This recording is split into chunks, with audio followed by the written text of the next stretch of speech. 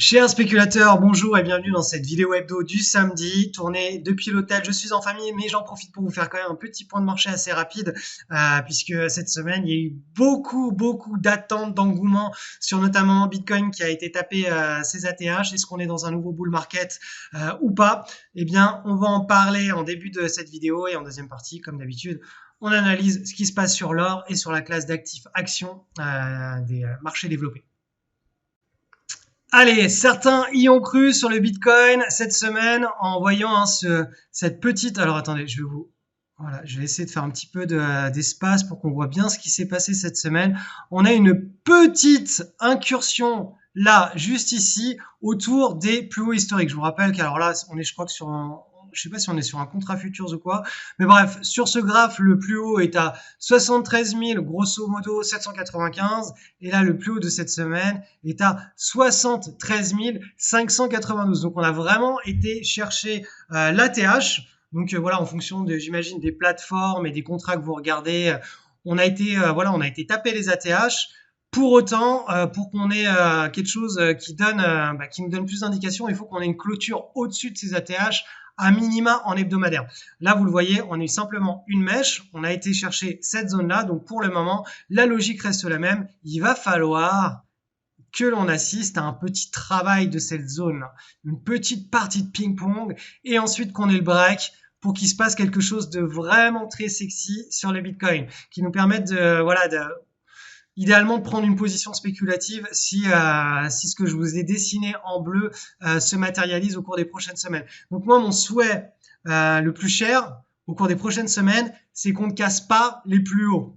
J'adorerais vraiment que cette petite partie de ping-pong avec un break de volatilité ait lieu, de manière à ce que l'on puisse après avoir une prise de position pour un trade directionnel relativement agressif et qu'on puisse aller chercher entre guillemets assez facilement l'objectif symbolique des 100 000 dollars. Donc voilà, sur le Bitcoin, cette semaine, ce qui s'est passé, c'est simplement qu'on est venu chercher la zone de pivot. Maintenant, il va falloir qu'on observe une partie de ping-pong sur cette zone de pivot. Donc ça, c'est la dernière étape.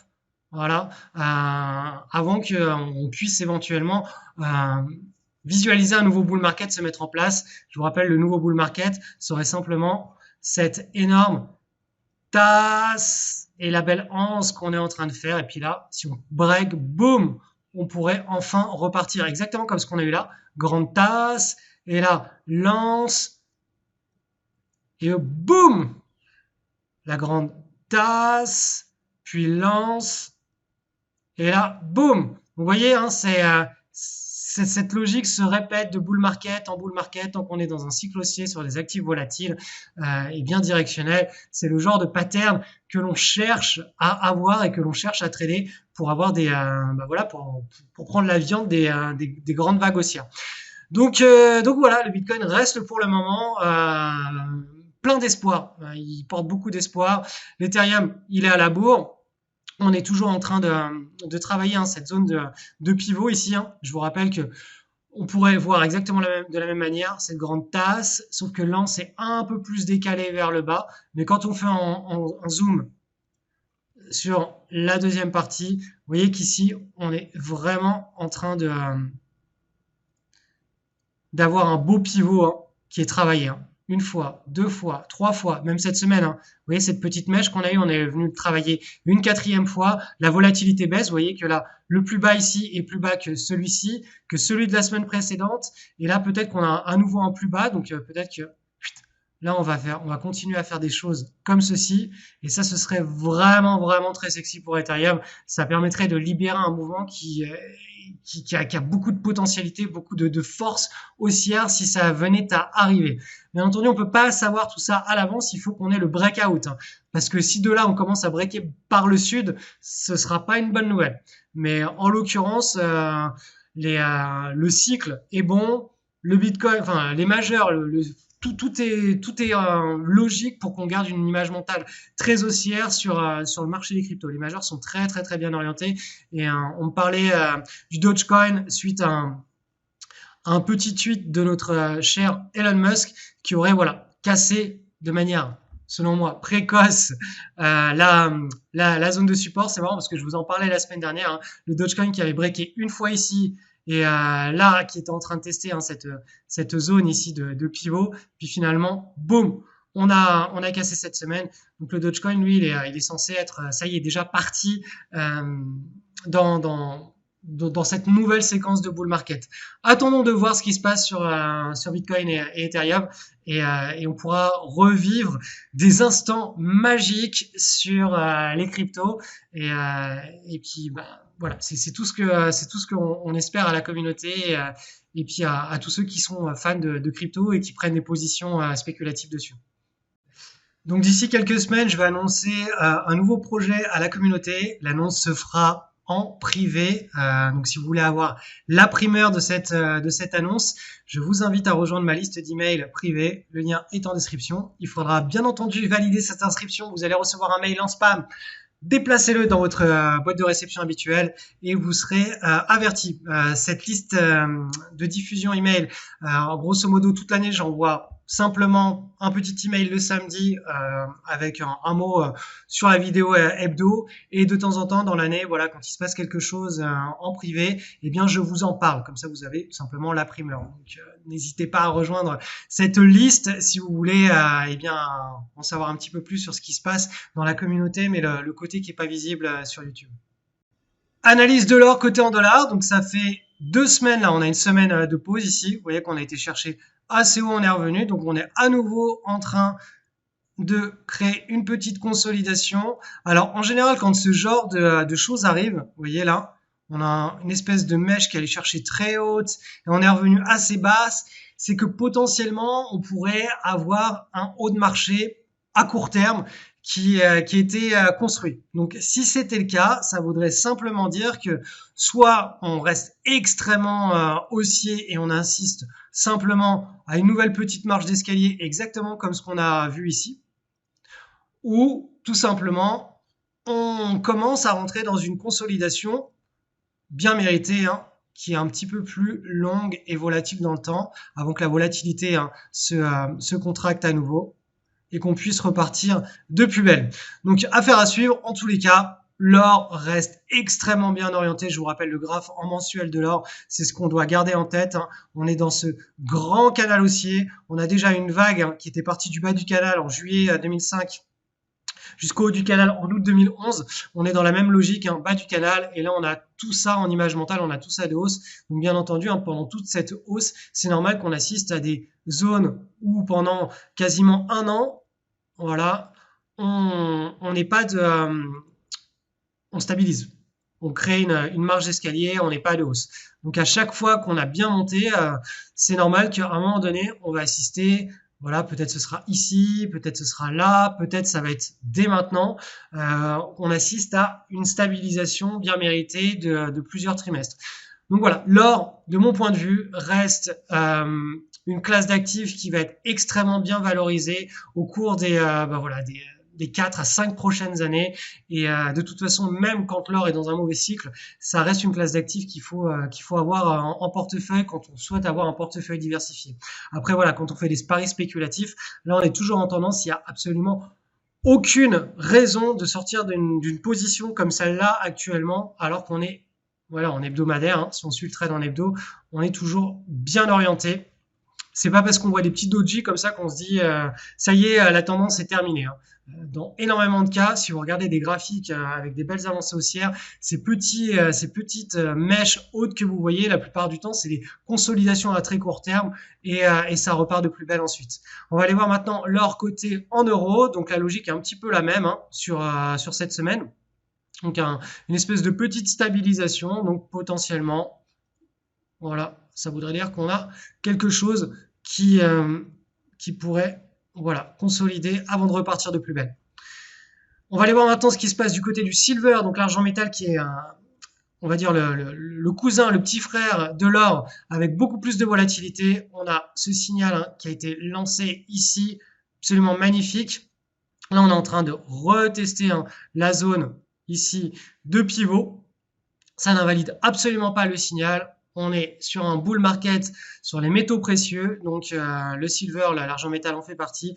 Donc là, la logique, c'est tout simplement l'image mentale qu'on garde en tête, hein, le scénario, c'est on teste cette zone-là, le support devra assister à un point d'inflexion sur les unités de temps inférieures, en daily ou en 4 heures, avant éventuellement de pouvoir repartir vers le nord. Analyse du SP500 avec une semaine de correction. Donc, je vous retrace le pivot. On est probablement sur un test. Alors, je vais vous le mettre ici en vert. Un test ici du pivot. Je vous rappelle que ce pivot, on est sur l'hebdomadaire, il a été cassé ici. Hop, petite poussée et on reviendrait tester cette zone de pivot, hein, qui fait office de support avant de repartir, tout simplement de continuer, hop là, la dynamique vers potentiellement le haut du canal. Et je vous rappelle qu'on a toujours, hein, cet objectif intermédiaire que l'on voit bien en mensuel ici, qui est la projection de la tasse EANS qui s'est dessinée sur toute l'année 2022 jusqu'à 2023. On a lancé la dynamique ici pendant le mois de décembre 2023 et on a ce premier objectif. Et les autres objectifs sont en termes de temps et d'amplitude autour de l'année 2026 sur cette zone-là. Donc bien entendu, entre maintenant et cette zone-là, il y aura des périodes de consolidation. Mais la logique d'un bull market, c'est tout simplement que la volatilité reste faible. Donc là, on pourrait très bien assister à quelque chose, voilà, qui ressemble en mensuel à ceci. Donc voilà, ça c'est une première potentialité. Mais on est toujours dans ce magnifique bull market pour le moment. Tant que cette zone de support tient, on est toujours dans une poussée, dans une jambe haussière. Si ce support venait à être cassé, on repartirait tout simplement dans une période de consolidation en pleine période de bull market. Donc dans tous les cas, on reste sur un sentiment de marché extrêmement positif. Il faudrait vraiment qu'on vienne casser par le bas ce canal haussier en hebdomadaire pour qu'on puisse repasser du côté négatif. Donc là, on est très loin de ce type de projection. On n'a pas ce genre d'image mentale en tête. Pour le moment, c'est simplement jambe haussière, petite correction avec pas trop de volatilité, jambe haussière, correction avec moyennement de volatilité, jambe haussière, correction avec petite... voilà. C'est toujours entre petite volatilité, moyenne volatilité au sein de jambes haussières. Sur le Nasdaq, qui est un indice avec plus de volatilité, on a une semaine de stabilisation. Donc là, ça a quasiment pas bougé depuis en réalité 3 semaines. Hein, on le voit ici. Ça fait 1, 2, 3 semaines, on stabilise. Mais on est dans une logique de dynamique haussière depuis la semaine de mi-septembre. On a cassé ce pivot. Donc là, en principe, c'est une période où on va observer une avancée des prix au cours des prochains mois et des prochaines semaines. On va aller voir maintenant ce qui se passe du côté du marché européen avec le CAC 40. Donc le CAC 40, la logique, c'est toujours une épaule, tête. Donc là, hop là, on serait dans la deuxième partie, épaule ici, ou certains pourront aussi la qualifier comme ceci et comme ceci. Voilà, j'essaie de rajuster un petit peu l'analyse. Donc voilà, épaule, tête, épaule, c'est une logique de point d'inflexion. Vous pouvez tracer la zone de pivot comme ceci. En réalité, peu importe. Hein. L'idée, c'est simplement qu'on est en train d'effectuer un retournement de tendance. Hein. Donc on a bien corrigé. Et là, on arrive au bas du canal. Donc là, on est en train de construire une structure où les prix rebondissent. Où voilà, le mouvement s'inverse. Donc la réalité de cette histoire d'inversion, c'est que certains chartistes verront des figures différentes. L'idée, c'est qu'une fois que, peu importe la figure que vous voyez, elle est cassée par le haut, on a une logique de reprise de tendance. Et vous voyez que là, le canal est quand même assez sympathique sur le CAC 40, hein, sur notre indice de communistes. On a quand même pas mal de potentiel de hausse au cours des prochains mois si cette figure chartiste venait être breakée par le haut dans les prochaines semaines. Passons maintenant au DAX, indice allemand. Donc là aussi, petite semaine de baisse ici. On est en train en réalité d'aller chercher le pivot. Donc on l'a déjà tapé.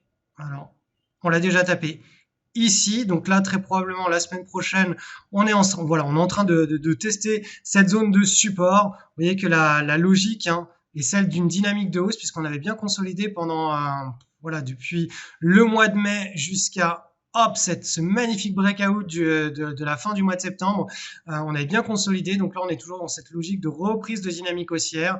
Et donc, au sein de la dynamique haussière, il y a bien entendu des petites marges d'escalier. C'est rare que les marchés évoluent comme ça, semaine après semaine, à la hausse. C'est des petites marges d'escalier maintenant qui nous permettraient éventuellement d'aller chercher le haut du canal au cours des prochaines semaines et des prochains mois. Donc, on reste bien orienté sur notamment voilà, les pays développés. Donc, le CAC 40, il est à la bourre, hein, il est en retard, on n'a toujours pas eu de signal de hausse, hein, sur le CAC 40, comme on l'a eu sur le DAX ou sur le SP500 ou sur le Nasdaq. Mais cependant, voilà, la configuration générale des indices des pays développés américains ou européens reste bullish, reste haussière. Donc, on a un sentiment de marché qui reste très positif. Et sur ces belles paroles, je vous souhaite une excellente semaine et n'hésitez pas à rejoindre ma mailing list privée. Le lien est en description si vous voulez être au fait de la nouveauté que je vais annoncer d'ici, je pense, quelques semaines dans ma communauté.